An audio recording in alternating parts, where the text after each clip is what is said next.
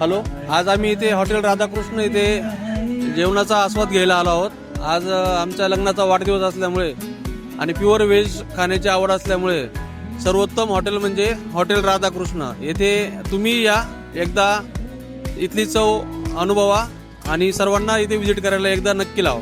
Thank you. Hotel राधाकृष्णला आल्यानंतर ambience खूप छान होता, जेवण खूप चांगलं होतं, सुंदर जेवण होतं आणि क्वालिटी पण, आणि सर्व्हिस एकदम बेस्ट होती राधाकृष्णाची।